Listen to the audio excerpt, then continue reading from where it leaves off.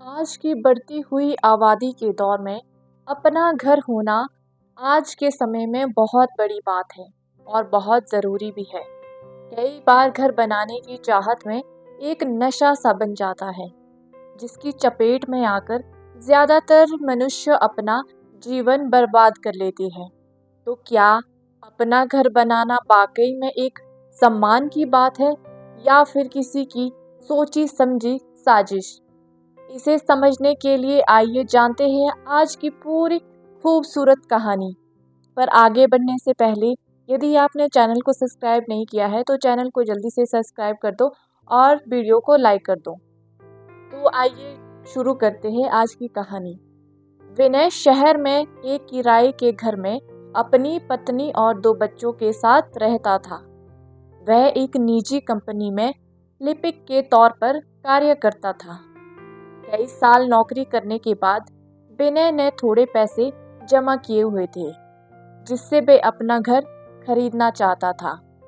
विनय एक दिन अपनी पत्नी और बच्चों के साथ एक मकान को देखने के लिए चला जाता है। उसे मकान बहुत अच्छा लगता है, लेकिन मकान की कीमत सुनते ही वह साफ साफ मना कर देता है।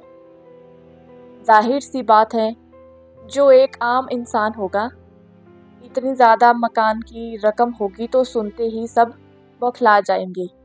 दरअसल मकान की कीमत उसकी हैसियत से 2 गुना ज़्यादा थी, लेकिन फिर भी उसकी पत्नी ने उसकी हिम्मत बढ़ाते हुए कहा, उसे यही मकान लेने के लिए कह दिया। विनय अपनी पत्नी को और बच्चों को खुश देखना चाहता था। उसने बैंक से लोन ले लिया और घर खरीद लिया। घर खरीदते ही विनय की हैसियत उसके परिवार और समाज में बढ़ जाती है। धीरे धीरे विनय को अपने घर का घमंड होने लगा था। अब वह अकड़ कर चलना सीख गया था। दूसरों से सीधे मुंह बात भी नहीं करता था। लेकिन कुछ ही महीनों के अंदर उसकी जो इतनी खुशी थी वह गम में बदलने लगी। ब्याज पर लिए गए ऋण की वजह से विनय की आधी वेतन कट जाती थी। शुरू में तो विनय को इसका कोई फर्क नहीं पड़ने लगा, लेकिन जैसे ही खर्चे बढ़ने लगे तो उसे अपनी आर्थिक स्थिति की चिंता सताने लगी। फिर भी विनय जोड़ तोड़कर अपना घर चला ही रहा था। लेकिन एक दिन अचानक विनय के जो छोटा बेटा था, उसकी तबीयत बहुत ज़्यादा खराब हो गई, जिससे वह डर जाता था और उसने अपने बेटे को लेकर अस्पताल की ओर भाग गया। अस्पताल में इलाज के दौरान पता चलता है कि बच्चे को तो कैंसर है और उसका ऑपरेशन बहुत ज़्यादा ज़रूरी है, नहीं तो उसकी जान को खतरा हो सकता है। डॉक्टरों की बात सुनते ही विनय और उसकी पत्नी बहुत ज़्यादा घबरा जाती है। जाहिर सी बात है, यदि हमारे बच्चों को कुछ हो जाता है तो माँ बाप घबरा जाते हैं, जैसे उनकी प्राण ही निकल गए हो। विनय की धड़कनें भी वैसे ही तेज होने लग जाती है, क्योंकि वह वैसे ही बैंक के कर्जों में लदा हुआ था। फिर बच्चे के इलाज के लिए पैसे, इतने पैसों की व्यवस्था आखिर वह कैसे होगा? विनय को कुछ भी समझ में नहीं आ रहा था। उसकी पत्नी ने उसे दिलासा दिलाते हुए पूछा, क्या तुम्हारी कंपनी हमारी कोई मदद नहीं करेगी? विनय ने कहा, हम पहले ही बहुत कर्ज ले चुके हैं, बैंक हमें दोबारा कर्ज नहीं देगा। इतना कहकर विनय अपने कुछ दोस्तों और रिश्तेदारों के पास मदद के लिए पहुंच जाता है, लेकिन वहां भी उसे निराशा ही हाथ लगती है। विनय बुरी तरह से टूट चुका था। उसे समझ में नहीं आ रहा था कि वह आखिर क्या करे और क्या ना करे। सारी मुसीबतों से उसका पीछा आखिर कैसे छूटे? रास्ते में चलते हुए अचानक उसे प्यास लगती है।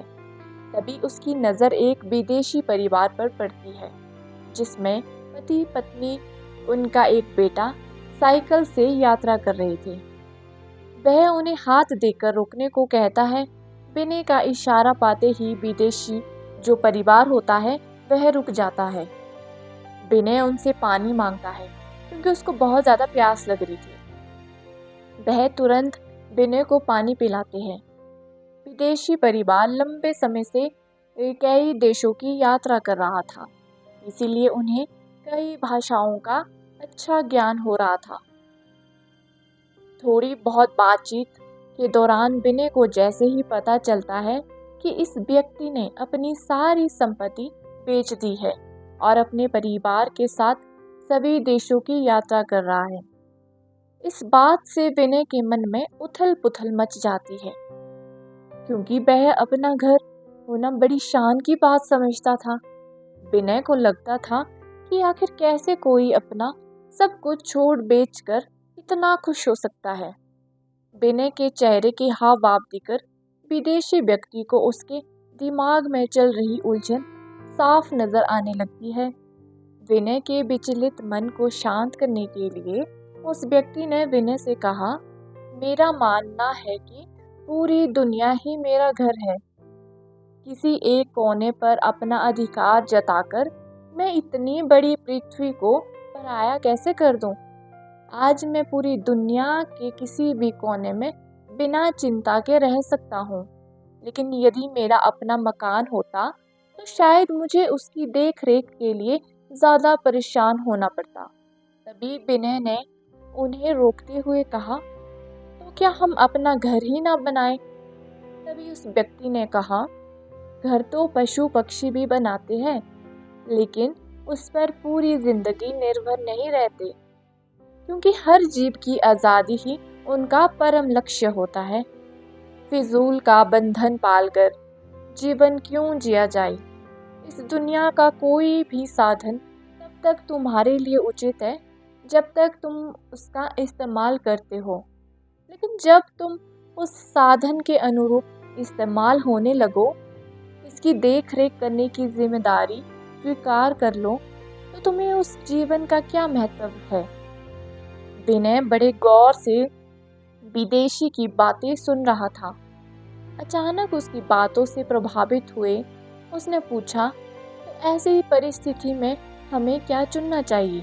विदेशी ने मुस्कुराते हुए कहा, वह सब कुछ छोड़ देना चाहिए जिसकी कीमत चुकाने में सारी जिंदगी गुलाम रहकर गुजारनी पड़े, नहीं तो तुम्हारी जिंदगी बोझ बन जाएगी और दुनिया की गुलामी में तुम्हारा वास्तविक अस्तित्व भी मिट जाएगा। विनय उस व्यक्ति की बातें पूरी तरह समझ पाने में असमर्थ था, इसीलिए वह अपनी जिंदगी की समस्या उन्हें बताने लगता है।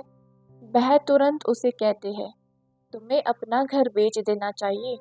उसकी बात सुनते ही विनय नाराज हो जाता है और कहता है, मेरे घर से मेरी भावनाएं जुड़ी है, मेरी पत्नी और बच्चों का वक्त वहाँ गुजरा है, हमारी यादें वहाँ पर हमने साथ गुजारी है, हमारी उस घर से बहुत ज़्यादा यादें हैं। उन्होंने मुस्कुराते हुए कहा, जैसे एक दिन तुम यह दुनिया छोड़कर जाओगे। इस बात से विनय का मुंह मानो जैसे बंद हो गया था।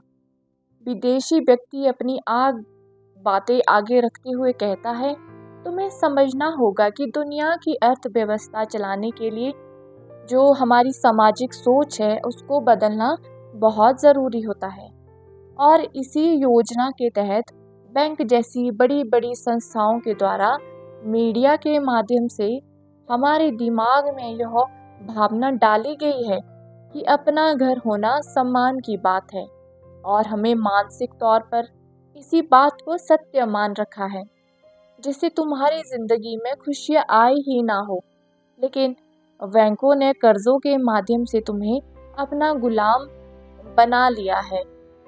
बस फिर क्या था? विनय को एहसास होता है कि घर ही उसकी मुसीबत की जड़ है। अगर वह इतने कर्ज में नहीं होता तो अपने बेटे का इलाज कैसे करवाता? विनय ने वापस आते ही घर बेच दिया और अपने बेटे का इलाज करवाना शुरू कर दिया। फिर से किराए के घर में रहने लगे।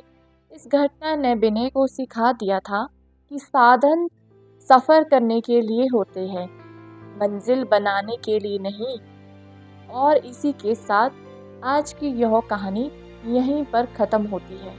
तो बताइएगा ज़रूर आपको ये आज की छोटी सी कहानी कैसी लगी है?